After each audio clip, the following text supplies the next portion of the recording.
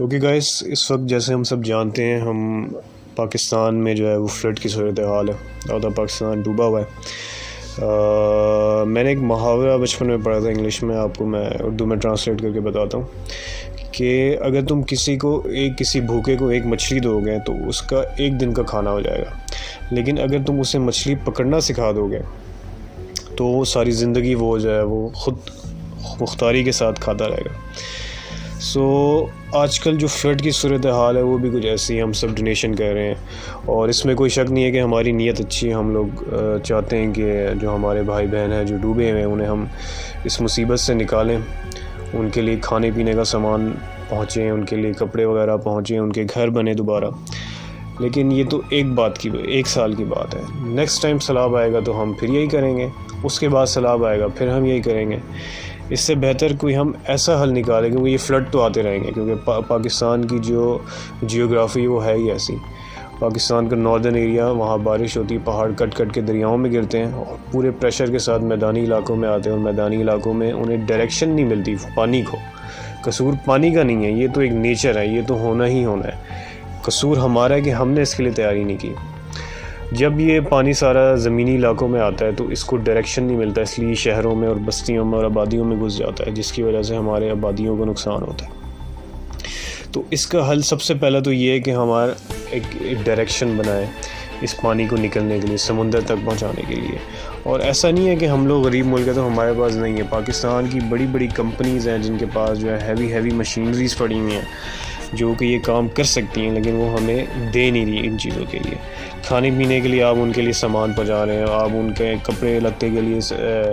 جو ہے وہ ڈونیشن کر رہے ہیں، ان کے گھر بنانے کے لیے کر رہے ہیں، لیکن جس چیز کے لیے آپ کو کرنی چاہیے اس کے ساتھ ساتھ سائملٹینیسلی وہ آپ نہیں کر رہے ہیں۔ ہمارے سیاستدانوں کو آپ دیکھیں، بڑے بڑے جلسے کرتے ہیں، بڑی بڑی باتیں کرتے ہیں ایک دوسرے کے خلاف، یہ کر دیں گے وہ کر دیں گے، پاکستان کو بند کر کے اگلا دیں گے، لیکن جب سیلاب زدگان کی بات آتی ہے تو سارے خاموش ہو جاتے ہیں، سارے چپ ہو جاتے ہیں، سب کو سانپ سونگھ جاتا ہے، کسی کے کانوں پہ جوں نہیں رونگتی، کسی کا ضمیر نہیں جاگتا، کسی کے ضمیر پہ بوجھ نہیں پڑتا۔ یہ بھی ایک بہت بڑا مسئلہ ہے۔ اب ہمارے سیاستدان تو بغیرت ہے، لیکن باہر جو انٹرنیشنل کمیونٹی بیٹھی ہے وہ بغیرت نہیں ہے، ہمارے اوورسیز پاکستانی بغیرت نہیں ہے۔ انہوں نے جب یہ احساس کیا کہ ہمارے ہم وطن جو ہیں وہ ڈوبے ہوئے، آدھا پاکستان ڈوبا ہوا ہے، تو ہمیں چاہیے کہ ہم ان کی مدد کریں، اور انہوں نے کہا کہ ہم امداد بھیجنا چاہ رہے ہیں، ہمیں کوئی پورٹل دیا جائے۔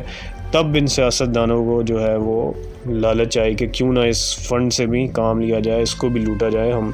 بیرونی ملک پاکستانیوں کو لوٹنے کا بھی ایک ہمیں موقع مل رہا ہے، اندرون ملک کو تو ہم لوٹ ہی رہے ہیں، بیرون ملک کو بھی لوٹیں۔ پھر انہوں نے آ کے اپنے جلسوں میں اور ٹی وی پہ شوز پہ آ کے یہ باتیں کرنا شروع کر دیں فلڈ کے بارے میں، ہم بڑے افسردہ ہیں، یہ ہے وہ ہے، ہمیں بڑا رونا آ رہا ہے، ہمارے ضمیر پہ ایک دم جو بوجھ نہیں آتا تھا بوجھ آنا شروع ہو گیا، اب ہمیں امداد دیں۔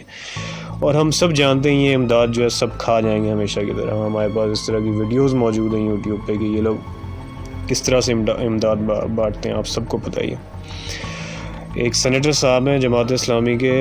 سراج الحق صاحب، انہوں نے جناب یہ بتایا کہ جب ہم نے سب نے وہ ویڈیو دیکھی یوٹیوب پہ کہ 4 کوہاٹی جوان جو ہیں وہ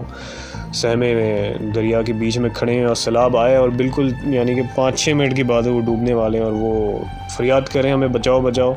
سراج الحق صاحب تک یہ بات پہنچی تو ان سے یہ دیکھا نہیں گیا، سنا نہیں گیا، انہوں نے جو ہے وہ، کیونکہ ان کے پاس وسائل نہیں ہے، ظاہری سی بات ہے، غریب ملک کا غریب سینیٹر، انہوں نے کہا کہ جناب مجھے ہیلی کاپٹر چاہیے۔ انہوں نے محمود خان ولی صاحب کو کال کی، ان کے پاس ہیلی کاپٹر تھے، اور انہوں نے 2-3 اور سیاستدانوں کو کال کی، پاکستان کا جو پرائم منسٹر ہے نام نہاد شہباز شریف، اس کو کال کی کہ ہمیں ہیلی کاپٹر دو،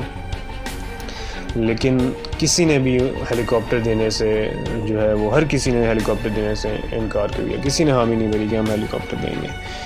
تو یہ جو سیاستدان ہیں ہمارے، جن کے پیچھے ہم لگے ہوئے ہیں، جو ٹرک کی بتی کے پیچھے جیسے ہمیں لگا دیا ہے، اور جنہیں ہم بڑا ہیرو مانتے ہیں، ہم سمجھتے ہیں ان لوگوں نے ہمارے لیے بڑا کچھ کیا ہوا ہے، تو یہ اصل میں ہمیں جو ہے کیا سمجھتے ہیں، ہمیں یہ بھی پتہ ہونا چاہیے، یہ ہمیں گدھا سمجھتے ہیں، ٹھیک ہے، اور اس گدھے کی سواری کر رہے ہیں جب تک اس گدھے کی کمر نہیں ٹوٹ جاتی۔ جب اس گدھے کی کمر ٹوٹ جائے گی، ان سب کے آپ دیکھ لیں جہاں بچے ہیں یہ اپنے بچوں کے پاس چلے جائیں گے۔ اور میں اینڈ میں یہ بتانا چاہتا ہوں کہ ہم لوگ جو کر رہے ہیں، بے شک پاکستانی قوم میں جذبہ بہت ہے، اوورسیز میں بھی اور اندرونی ملک سے بھی بہت زیادہ امداد آ رہی ہے لوگوں کے لیے،